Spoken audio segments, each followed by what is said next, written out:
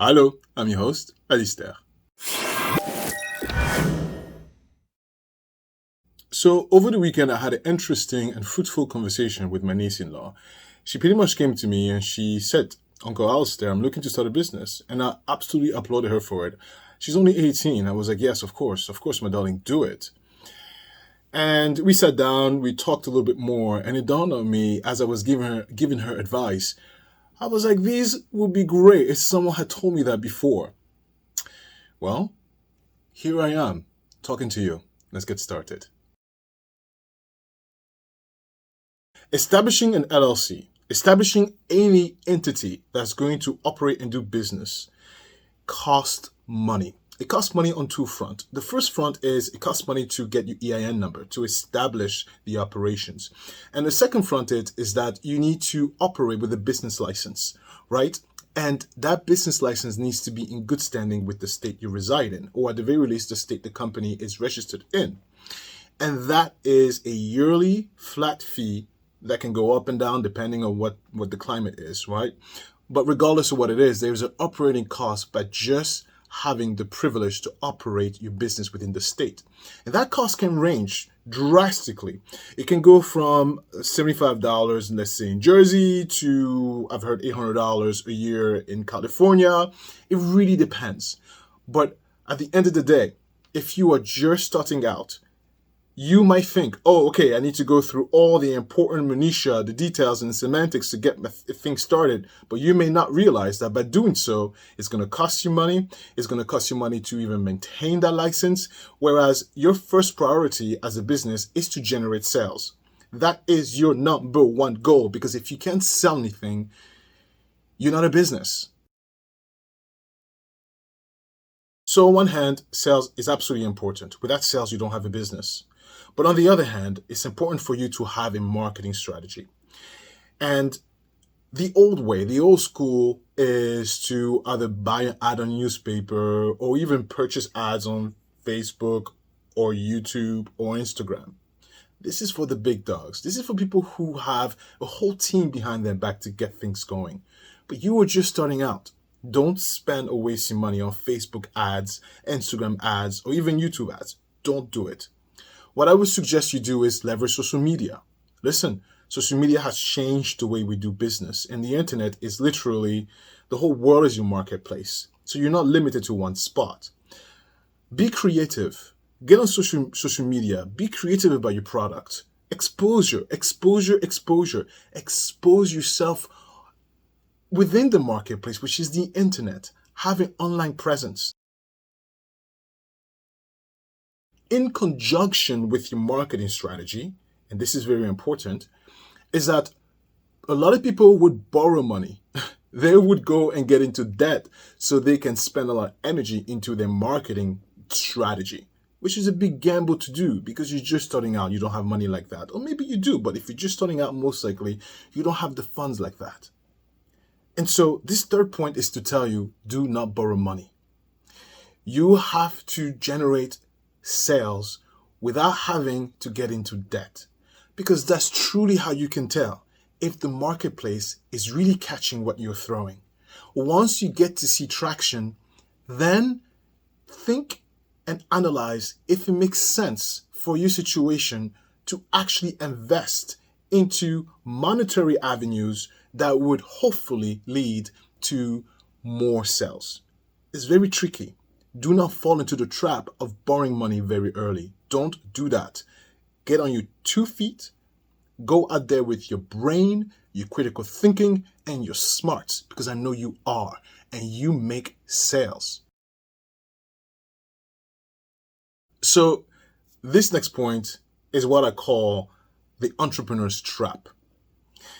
When you start to generate sales, you get very happy. You start to get very excited. And you want more, you're hungry. Absolutely. Then we get into discounts and promotions because you want to attract more people, more eyeballs, and you rationalize it as it being part of your marketing strategy. Perfect. Nothing wrong there so far. But the big mistake that people do is that when you have a discount or promotion, they don't put an end point. They kind of leave it open-ended. Partially because they're afraid of the client of the or of the sale to dry up? No. And the reason why is because at the end of the day, your time is more valuable than not making sales at the required amount. Your time, I'll say it again, your time is more valuable than a low quality sale. Important, not all money is good money. Not all sales is worth it. And so all of that conundrum needs to be worked out into your business plan, right? So have your discounts, have your promotions, be excited about it, but make it very clear it's only for X amount. And after that amount, that's it. You either sign up or you don't, period. Analytics, analytics, analytics. Okay. When you generate enough sales, when you can say, you know what, I've made some okay money, and you know what, the market is catching what I'm throwing, you're going to go ahead and actually set up your LLC. This is where you really want to protect your operations. You really want to start thinking, all right, I need an EIN, I need to open a bank account, I need to separate the funds, I need to make sure that I create a corporate veil. On the same token, now you're going to have to be super exigent at tracking and understanding your analytics. What does that mean? Anybody that comes in contact with your company, they need to be tracked. Tracked on how did they get to you? How much money they spent? How long until they spent that money? Are they returning customer? Why are they not returning customer? What are their moods? And if they are not happy, why? Then are they willing to talk about you to their friends? Are they willing and okay to praise you, give you a review? Why not? You need to track literally everything. And what people don't understand is that there's a word for that, at least for me. And I mean, every industry has a specific word. I think doctors call it charting. I call it admin. Is when you sit down in the office, you tally up all the data into your computer, and then you sit there and you look at it and you analyze it and you read it. You go, oh, okay, got it. Okay. And you have to make sure you have every single piece of data, because this is the data that's going to allow you to make the next smart decision or smart investment, because every decision or reinvestment you make does not guarantee it's going to work. So you need to maximize that potential of success. On the same token, taxes become super important. At that level, tracking everything, including your expenses, including how much money comes in, and because you've actually incorporated your company, you created the entity, you need to track everything, because now Uncle Sam wants you to be an upstanding business person, and you have to pay your taxes accordingly, and you don't want to pay more than you need to.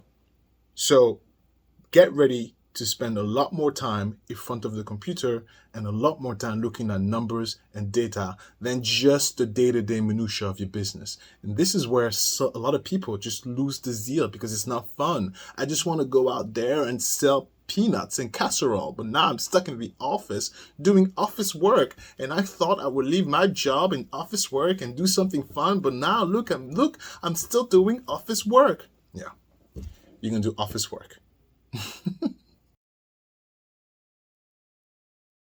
The growth mindset. So I want to be very, very clear on this one. Growth is important and is a necessity. How much growth you can decide, but you need to grow at the very bare minimum at the same rate of inflation per year. Now, why do I say that's important? Because in my career, in my life of being a business owner, I have met people who are like, I just want to do the same as I did last year, which is great.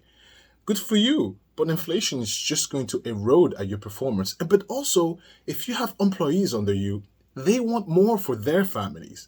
They want a raise. Where are you going to find the money to give them a raise? Unless you sacrifice your own take-home pay, you're going to have to get more clients.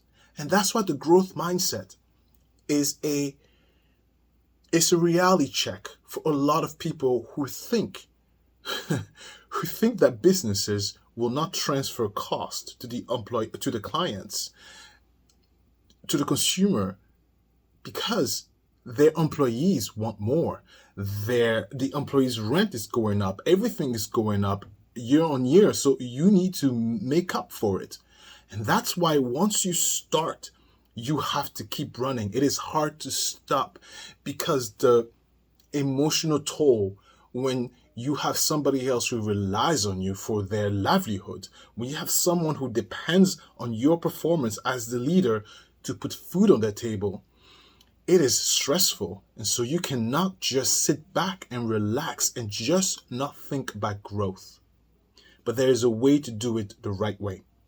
I will explain. You need to really sit down with your analytics, look at the data, and track the performance of your investment. And if the investment does not do well, you have to pivot right away or cut it off.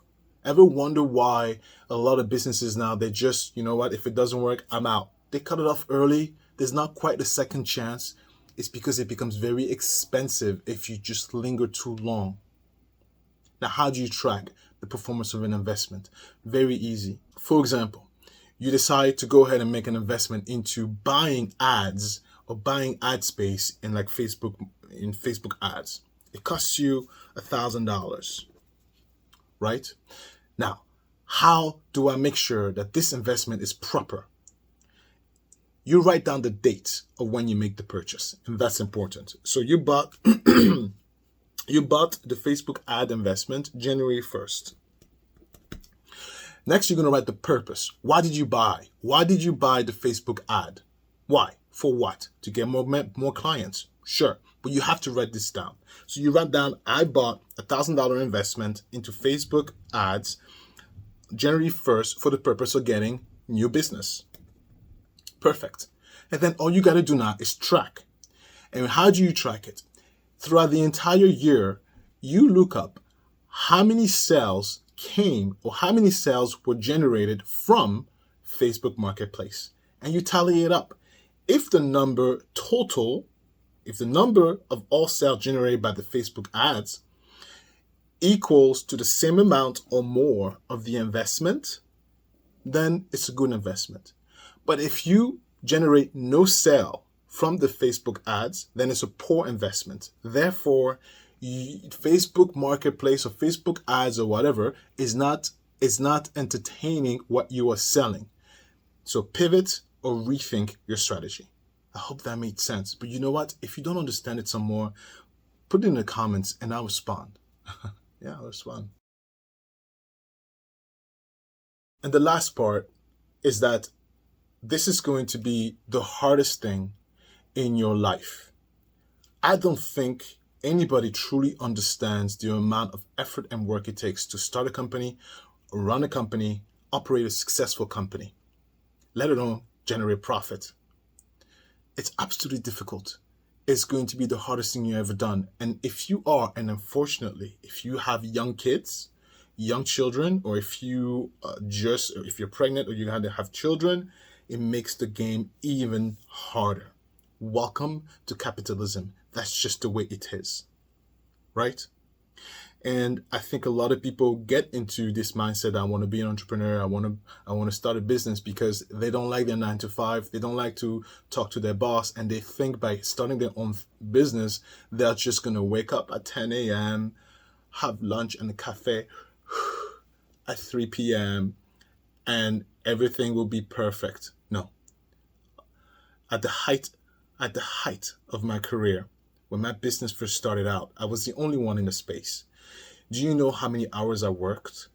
I worked for 12 hours a day, 7 days a week for 2 years.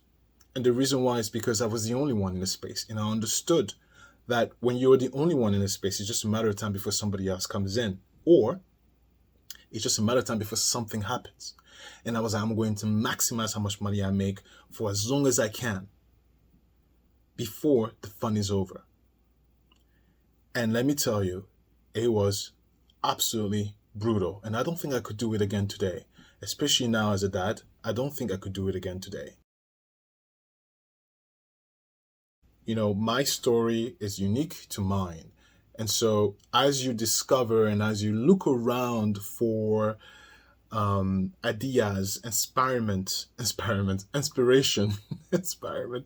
As you look around for stuff to inspire you to get started, understand that whatever you read from, whoever you learn from, that's their success, and it cannot be replicated. And so, take it with a grain of salt. Take the foundation and the basics, but you have to work your own success, and that, my friend, only you can do it. But I know you can. You're smart. You got this. That's it. Thank you so much for listening. I'm your host. See you next time. Alistair.